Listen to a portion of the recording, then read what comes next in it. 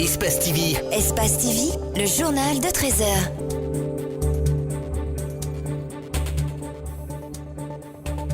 Les chrétiens catholiques ont célébré hier l'Assomption. C'est une grande fête de l'Église de souvenir de l'élévation de la Vierge Marie.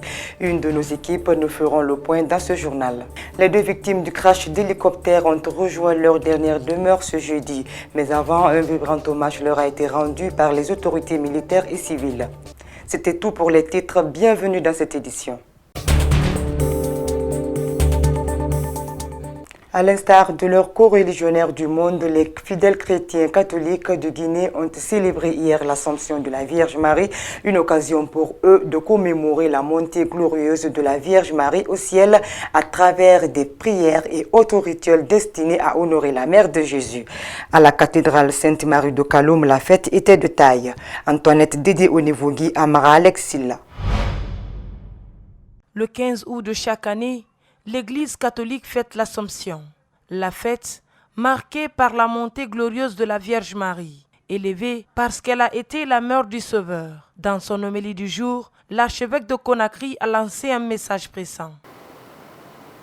Aujourd'hui, l'Église nous présente la Vierge Marie comme un modèle que nous devons imiter. En effet, présentée dans la gloire de son Assomption, elle ne connaît pas la corruption. Elle ne connaît pas la corruption. Nous savons bien que la corruption paralyse la marche de notre pays vers son développement. Parce que de nombreux cadres guinéens tombent tous les jours dans les pièges inhumains ou les eaux souillées de la corruption. Le président de l'Assemblée nationale, venu partager cette célébration eucharistique avec ses frères, a imploré la grâce divine pour que règne la paix et la quiétude sociale en Guinée. Priez de cœur avec eux pour la paix en Guinée, pour la cohésion, et pour que ce pays qui est sur les rails puisse enfin faire en sorte que ses fils et ses filles s'engagent dans le travail productif pour son meilleur devenir. Pour certains fidèles, fêter l'Assomption est une grâce et suivre les traces de Marie est une bénédiction. C'est une grâce pour moi de la célébrer chaque année. Maman Marie, pour nous, c'est un exemple à suivre. Que ce soit dans nos foyers, que ce soit dans la vie de tous les jours. Un exemple de soumission, elle s'est donnée au Seigneur et on aimerait vraiment avoir sa grâce, toute femme. Cette cérémonie de commémoration de la Sainte Vierge réunit chaque année tous les fidèles dans leur paroisse habituelle. Comme les autres solennités de l'Église catholique, l'Assomption est une occasion pour les fidèles de reconnaître et louer les bienfaits de Dieu. Les infirmiers de Guinée déterminés à réguler et professionnaliser leur profession. Pour ce faire, ils viennent de mettre en place l'Ordre national des infirmiers de Guinée. Sa mission, organiser le personnel d'infirmiers et le fonctionnement des structures professionnelles infirmières évoluant en Guinée. Compte rendu, Mamadou Boïgallo, Ibrahima Souré Souma. Ils sont tous infirmiers et veulent mettre de l'ordre dans leur profession, pratiquée de nos jours par des personnes qui ne sont pas de la corporation. Pour y parvenir, ils ont mis en place l'Ordre national des infirmiers de Guinée. La structure regroupe l'ensemble des infirmiers diplômés devant exercer leur art en Guinée. Nous cherchons d'abord à réglementer cette profession et réguler aussi notre métier pour savoir qui est qui fait quoi et qui doit le faire, qui ne doit pas le faire. Il faut que les infirmiers puissent donner des soins de qualité et créer une sécurité des patients. L'exercice de la profession d'infirmière ou d'infirmier requiert l'application d'une déontologie professionnelle, d'où la nécessité d'assumer des responsabilités requises dans la prise en charge des soins de santé des patients.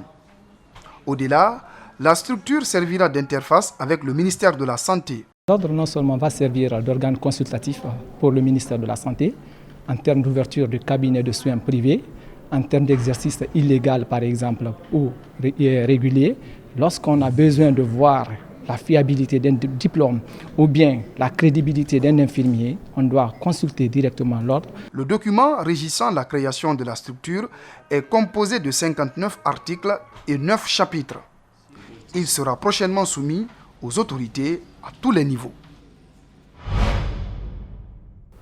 Autre chose dans ce journal, la santé de Toumba Diakité ne se serait toujours pas améliorée. Accusé dans l'affaire des massacres du 28 septembre, l'ancien aide de camp de Moussa Dadis Camara est détenu à la maison centrale de Conakry. Son avocat est sorti ce jeudi pour dénoncer ses conditions de détention. Al-Gassimou Yalouba, Aboubakar Keke Bangora. Selon cet avocat qui défend Aboubakar Toumba Diakité, arrêté depuis plus de 2 ans, son client, qui est l'un des détenus les plus célèbres de la maison centrale de Conakry, souffre d'une hernie de la ligne blanche, une maladie qui le fait souffrir énormément dans sa cellule. Nous réitérons que l'état de santé de Toumba est toujours stationnaire.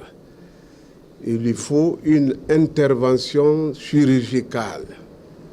Elle est imminente. Toumba ne se soulage que par des attaches au niveau de la poitrine pour éviter que les intestins l'étouffent. Maître Paul Yomba Kourouma estime que son client ne jouit pas de tous ses droits alors que d'autres personnes impliquées dans cette affaire ne sont point inquiétées. Ses droits sont à ce jour brimés et il subit une détention arbitraire. Il est doublement détenu arbitrairement puisqu'il est renvoyé. Il y a un arrêt de renvoi qui le renvoie devant le tribunal, la juridiction de jugement, depuis bientôt 2 ans.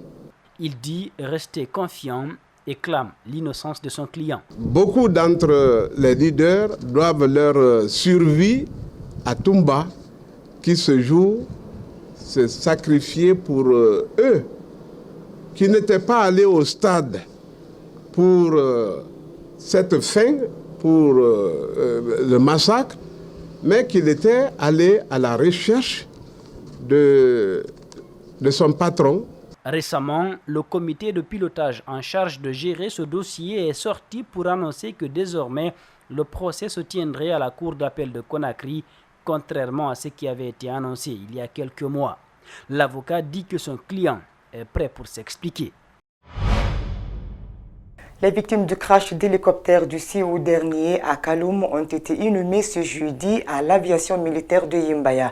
Un vibrant hommage à la reconnaissance de leur mérite après plusieurs années de service rendus à la nation guinéenne ont marqué la cérémonie funèbre. Les cadres de la défense nationale et ceux de la sécurité et de la protection civile, officiers, généraux et sous-officiers de l'armée guinéenne se sont massivement mobilisés pour assister aux funérailles des 2 officiers, Ali Badra Kamara et Ibrahima Souma, compte rendu. C'est à 10h25 ce jeudi que sont arrivés à la base militaire de Yimbaya ces 2 corps des 2 victimes du crash de l'hélicoptère de type écureuil de l'armée de l'air guinéenne. De la tristesse dans le pôle administratif de la base militaire de l'armée de l'air, parents, amis et collaborateurs étaient inconsolables. Le ministre de la Défense nationale, celui de la Sécurité et de la Protection civile, auxquels s'ajoutent les officiers généraux, les chefs d'état-major des armées et sous-officiers de différents corps de l'armée, ainsi que les représentants des institutions internationales. Tous mobilisés pour rendre hommage au colonel Abdoulaye Diallo et le sous-lieutenant Sékou Kondé. Les témoignages de ces 2 officiers sont émouvants. La famille Diallo a perdu un mari, un père, un fils attentionné, précieux. L'armée perd un officier exemplaire. Le sous-lieutenant s'en est allé pour toujours. Toi, avec lequel j'ai intégré l'armée, toi qui, après la formation commune de base, avais pour seule ambition de servir ta nation avec courage et dévouement. Nansira est la veuve du sous-lieutenant Sékou Kondé. C'est une femme profondément triste mais croyante. qui accepte de dire quelques mots à notre micro. Que Dieu lui accorde le paradis, qu'il le pardonne. Mon mari n'a pas accepté que je souffre. Que Dieu le pardonne, que Dieu le pardonne. Colonel Abdoulaye Diallo, lui, est père de plusieurs enfants. Ses 3 filles venues des États-Unis sont sous l'émotion. Il est difficile pour elles de s'exprimer.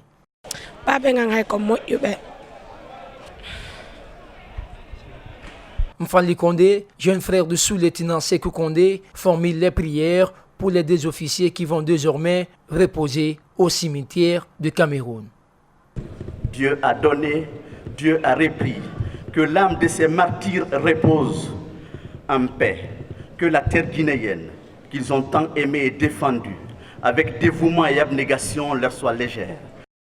Colonel Abdoulaye Diallo, pour rappel, a servi la Guinée pendant 30 ans. Quant au sous-officier Sékou Condé, il était encore à ses débuts.